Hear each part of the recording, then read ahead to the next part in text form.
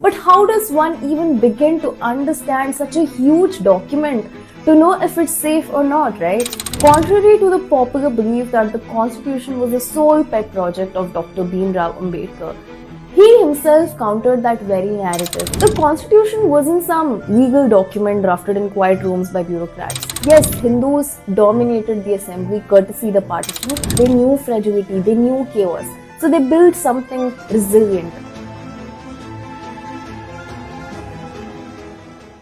ये संविधान हजारों साल पुराना है. For all engineers, IIM people, this is the Constitution of India.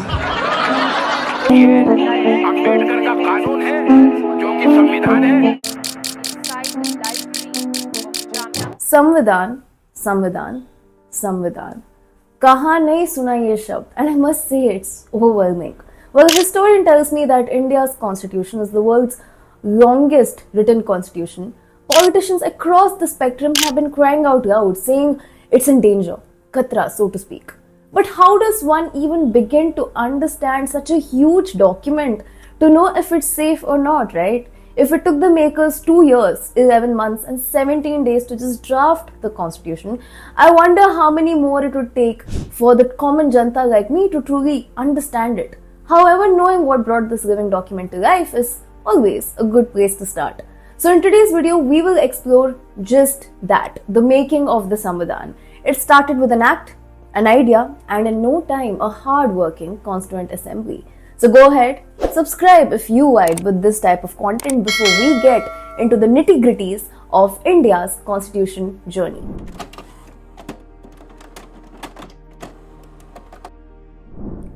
Earlier, we mentioned how India has the world's longest written constitution. That's right, we are talking 448 articles, 25 parts, 12 schedules, and approximately 1,45,000 words.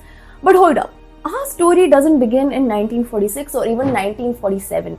It begins much earlier in the shadows of the British rule. अब ये थोड़ा heavy या शायद boring लगे, but bear with this because it's important. In 1773, the British Parliament passed the Regulating Act, the first attempt to bring some order to the chaos of the East India Company rule in India.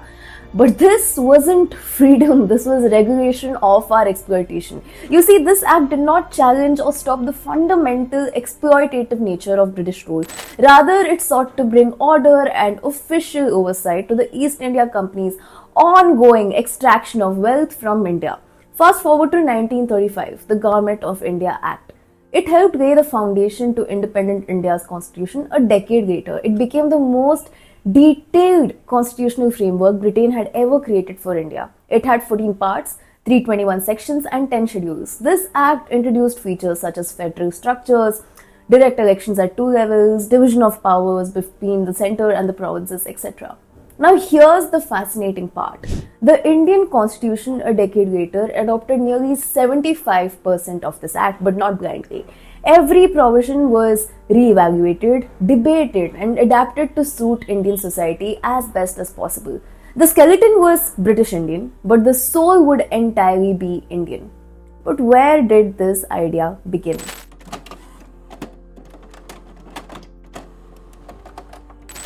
The idea sprouted as early as 1934 with M.N. Roy, a prominent communist leader. He was the first person to formally propose the idea of a Constituent Assembly for India. At the time, it seemed radical. Nonetheless, the idea caught fire because this idea provided the ideological foundation and inspiration. By 1935, the idea became political. The Indian National Congress officially demanded a Constituent Assembly. 2 years later, in 1938, they declared something even bolder.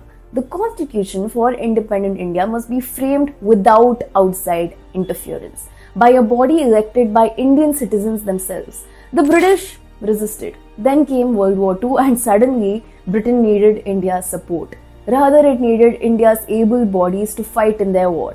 So in 1940, they finally accepted the demand for a Constituent Assembly, and in 1946, the British Cabinet mission arrived in India. Why?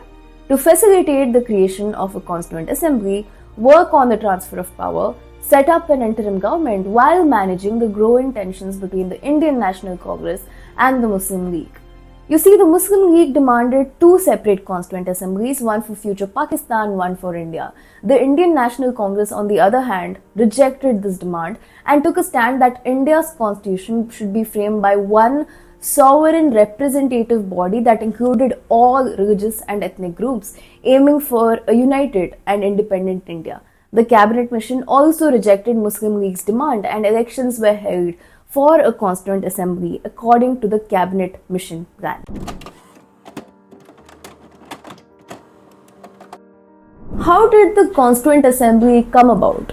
The assembly originally had 389 members, and based on the cabinet mission plan, 292 members of this constituent assembly were elected by provincial legislative assemblies using a single transferable vote in the proportional representation electoral system. On the other hand, 93 members were nominated by rulers of their respective princely states. 4 such members were also nominated from chief commissioners' provinces that were directly administered by the Brits. Therefore, we can say that India had practiced being an electoral republic before 1947. However, after India's partition in 1947, representatives from some provinces ceased to be a part of the assembly, as those regions had formed a part of Pakistan, and the membership was subsequently reduced to 299. The background doesn't end here. 15 women were a part of the Constituent Assembly, and let's not forget, remarkably progressive for that era. One standout was G. Durgabai, who spoke passionately about national language, judicial independence, social reforms, abolition of Devdasi practices, protection of children and youth, and fundamental rights. The Constituent Assembly met for the first time on December 9, 1946. On December 13, 1946, just 4 days after the first meeting, Jawaharlal Nehru introduced the Objectives Resolution, a document that would define the aims and principles of the future constitution.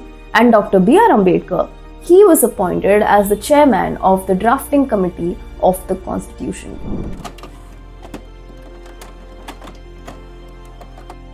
Contrary to the popular belief that the constitution was the sole pet project of Dr. Bhimrao Ambedkar, he himself countered that very narrative. He repeatedly emphasized that the constitution was the result of countless people's contributions, numerous committee reports, and careful study of global legal frameworks. The drafting committee alone had 7 members. Why 7? Well, because the committee needed to be a small, expert, and efficient enough group to produce a full constitutional draft within a tight timeline. Imagine if all 299 members came down to write it otherwise. There was also Sir Benegal Narsingh Rao, the constitutional advisor and a less spoken figure. He prepared the initial draft in October 1947 after analyzing around 60 constitutions from around the world. He didn't do that from behind a desk, but actually traveled across the globe to US, Canada, Ireland, and the United Kingdom, where he had personal consultations with judges, scholars, and authorities on constitutional law in 1946.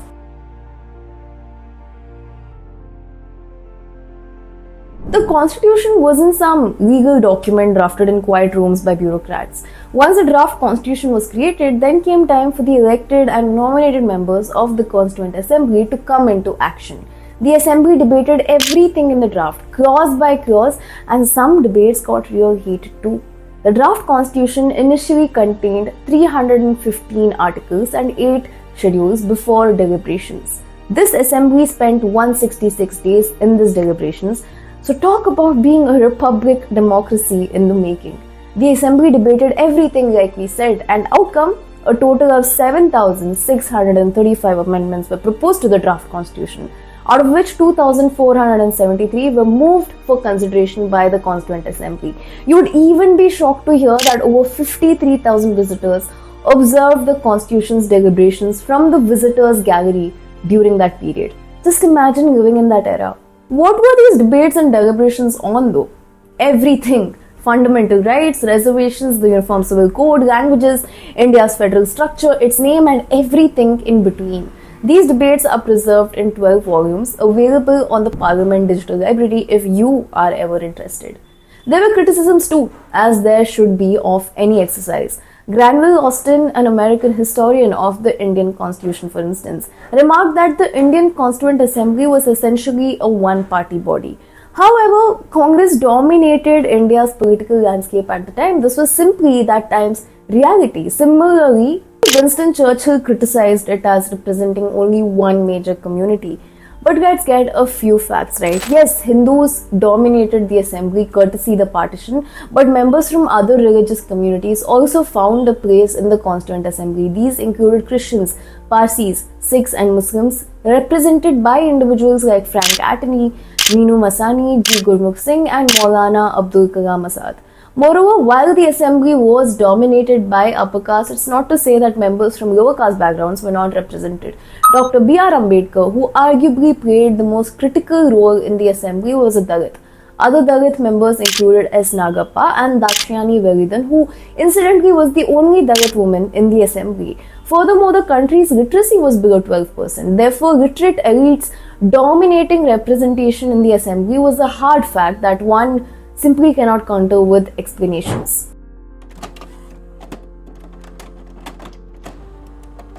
Now that these facts are out of the way, let's address one last thing.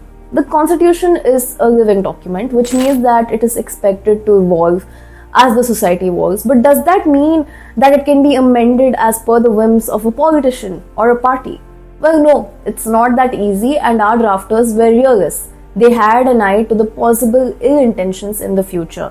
So there are three aspects to safeguarding the Samvidhaan from political selfishness. 1. Article 368 ensures that major changes require broad agreement and careful procedure. 2. The basic structure doctrine acts as the Constitution's immune system. It says that the Parliament can amend the Constitution but cannot alter its basic features such as rule of law, separation of powers, judicial review, fundamental rights, etc. 3. The judiciary acts as its guardian.